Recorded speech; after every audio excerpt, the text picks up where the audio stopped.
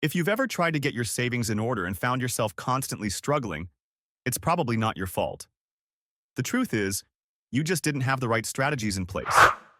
So, I'm sharing 6 proven ways to save $10,000 faster, backed by science. And the best part? You can still buy the things you love, like pineapple pizza, oat milk lattes, or that new gadget you've been eyeing on Amazon. You just need a little tweaking in your approach. Let's start with a concept called guideline automation. A 2004 study found that you could save 3.8 times more by automating the process. It's like setting up a little system that works behind the scenes, so you don't have to constantly think about it. Personally, this has been a game changer for me. I used to stress about how much to save or where to cut costs, but automation took the emotional load off. It's also based on something called loss aversion. Basically, we hate losing money more than we love finding it. So when we take money out of our immediate pile, like saving, it feels like a loss. But with guideline automation, I never feel like I'm losing anything. It removes that psychological barrier, and I don't have to worry about saving money because it's already done for me. For instance, let's say you earn $67,000 a year. If you automate just 10% of that into savings, you'd have nearly $7,000 saved by the end of the year, without lifting a finger after the initial setup. It's kind of like paying a tax to your future self, a self-tax that's working in your favor so you can live financially free down the road. Here's how I set mine up.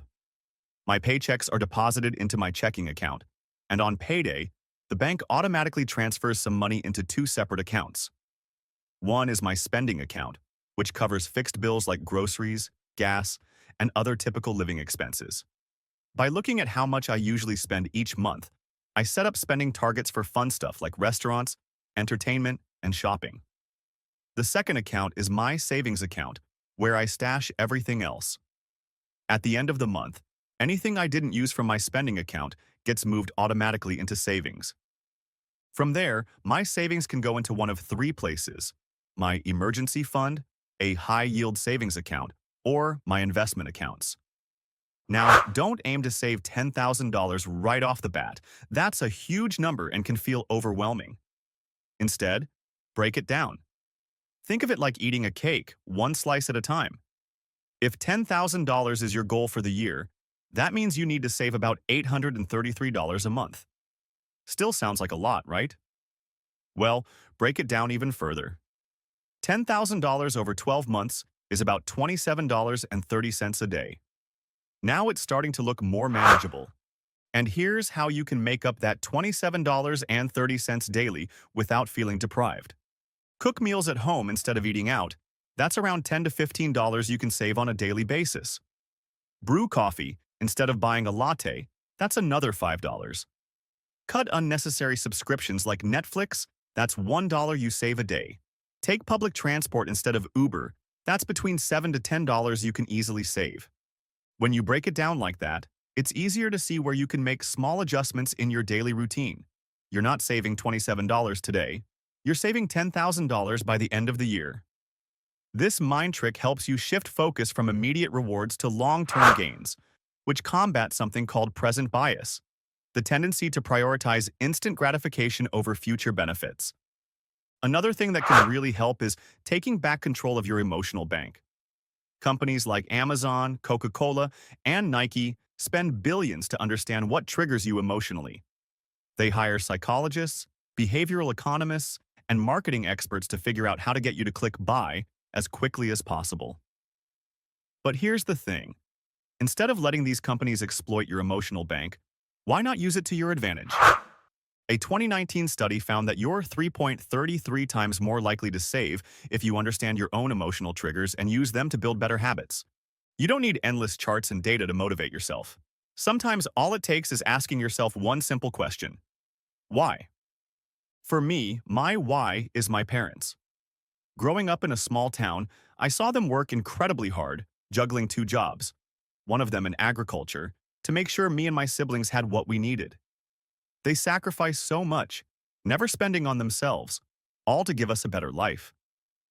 From a young age, I've wanted financial freedom, not just to help them experience the things they missed out on, but because I've always dreamed of doing the things money can make possible. I owe it to my parents and to the child I was 15 years ago to make that dream a reality. So, my savings journey is driven by the desire to give myself and my family a life where we never have to worry about money again. Think about your own why. Maybe it's your family, your future, or the dream of traveling the world. Once you find that deeper reason, saving becomes much easier. Simon Sinek calls this the golden circle. When you understand why you're saving, it creates a stronger emotional connection to your goals. But even with a clear why, temptation is always there. I have a bit of an addictive personality, especially when it comes to movies and series. I can binge watch an entire season of Prison Break in one sitting without hesitation. That same impulsiveness used to show up in my spending habits too. Whenever I saw something related to my favorite shows or movies, I couldn't resist adding it to my cart. It was like Netflix marathons had turned into Amazon marathons. The problem? We all misunderstand dopamine, the brain's pleasure chemical. We think dopamine hits when we buy something, but the real surge comes in the anticipation. Studies show that the pleasure we get from thinking about buying something is often stronger than the satisfaction of actually owning it. So, how do you beat that? I use something called the not now but later list. Whenever I feel the urge to buy something, I add it to this list and wait 30 days before making the purchase. Usually, by the end of 2 weeks, I don't even want it anymore. About 90% of the time, I realize it was just an impulse, and I've saved myself from unnecessary spending. This strategy ties into understanding the future value of money. Let's say I offer you $100 today, or $105 in a year. You'd probably take the $100 now because it feels more valuable today than it will in the future. But if you think about it in terms of long-term investments, that $100 could be worth a lot more later on. For example, if you invest $100 today with a 10% return, it would be worth $110 next year. Now, let's take a bigger example. You're about to buy something that costs $5,000, like a fancy new TV. But if you invested that $5,000 for 20 years with a 10% return in the S&P 500, it would grow to over $33,000. So the question is that new TV worth $33,000 of future value? Probably not. There's a common misconception that saving is simply income minus expenses. But that's not entirely true. Author Morgan Housel suggests that the real equation is income minus ego. The quickest way to save more isn't by increasing your income, but by letting your ego at the door. Look around your apartment right now.